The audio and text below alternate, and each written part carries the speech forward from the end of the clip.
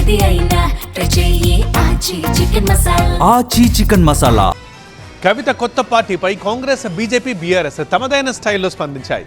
Liquor కేసులో BRS సరిగా స్పందించని కారణంగానే కవిత బయటకొచ్చారని కాంగ్రెస్ విమర్శిస్తే, టీఆర్ఎస్ ఆవిర్భావం వెనక అదృశ్య హస్తం ఉందని బీజేపీ ఆరోపిస్తోంది. అసలు కొత్తగా పార్టీ పెట్టిన వాళ్ళు ప్రతిపక్షాన్ని తిట్టడం ఏంటి అంటూ బీఆర్ఎస్ నిలదీస్తోంది.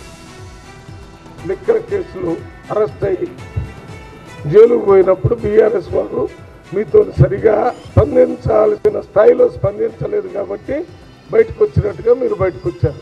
అంటే అప్పటి వరకు మీరు కూడా బీఆర్ఎస్ పార్టీలో జరుగుతున్న అన్ని కార్యక్రమాలకు కూడా మీరే బాధ్యులు కదా. మీ కొత్త పార్టీ పెట్టిన సందర్భంగా కాంగ్రెస్ పార్టీ ప్రజలకు వ్యతిరేకంగా పనిచేస్తుందని, కర్కోటకుల్లాగా ముఖ్యమంత్రి పనిచేస్తుందని, హిట్లర్ లాగా పనిచేస్తుందని మీరు మాట్లాడిన దాన్ని మేము తీవ్రంగా ఖండిస్తున్నాం. తెలంగాణ రాష్ట్రంలో రామరాజ్యం నడుస్తుందని ప్రజలు చెప్తున్నారు. కల్వకుంట్ల కుటుంబం నుంచి వేరుపడినటువంటి ఒక బ్రాంచ్ ఒక కొత్త పార్టీని పెట్టినా అని చెప్పి ప్రజల ముందుకు వచ్చి మాట్లాడుతూ ఉన్నారు. వాళ్ళ రంగు, వాళ్ళ పార్టీ పేరు, ఆమె విధి విధానాల్ని మనం గమనంలోకి తీసుకొని చూస్తే తెలుగుదేశం పార్టీ నుంచి పసుపచ్చ కలర్ని, వైసీపీ పార్టీ నుంచి బ్లూ అండ్ గ్రీన్ కలర్ని, జనసేన పార్టీకి వెళ్ళి సేన అనే పదాన్ని, టీఆర్ఎస్లోకి వెళ్ళి టీఆర్ అనే అక్షరాల్ని, ఇట్లా అందరినీ కాపీ కొట్టి తెచ్చుకున్నటువంటి ఈ పార్టీ వెనకాల ఒక అదృశ్య హస్తం మీద ఉందని ప్రజలు అనుకుంటున్నారు.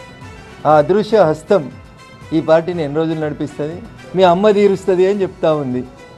అక్కగా తీర్చని దాన్ని అమ్మగా ఏం తీరుస్తావో ఒకసారి ఆలోచించుకోవాలి.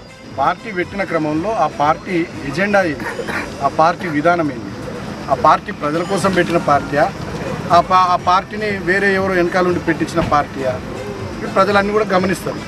పార్టీ పెట్టుకున్నటువంటి వాళ్ళు ఇవాళ కేంద్రంలో బీజేపీ ప్రభుత్వం ఉంది, రాష్ట్రంలో కాంగ్రెస్ ప్రభుత్వం ఉంది. వాళ్ళని కదా విమర్శించాల్సింది, తిట్టాల్సింది వాళ్ళని కదా. వాళ్ళని తిట్టకుండా మా ప్రతిపక్షాన్ని తిట్టుడేంది? ఎందుకు మరమనిషి అవుతారు? కేసీఆర్ గారు తెలంగాణ తెచ్చినందుకు మరమనిషి అవుతారా? తెచ్చిన తెలంగాణలో అన్ని వర్గాల ప్రజలు బాగుపడాలని తనలాడినందుకు కేసీఆర్ మరమనిషి అవుతారా?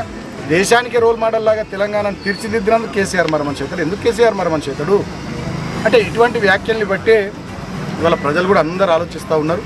అందరికీ కూడా అన్ని విషయాలు అర్థమవుతూ ఉన్నాయి. రాబోయే రోజుల్లో మున్ముందు ఇంకా చాలా విషయాలు మాట్లాడుకుందాం.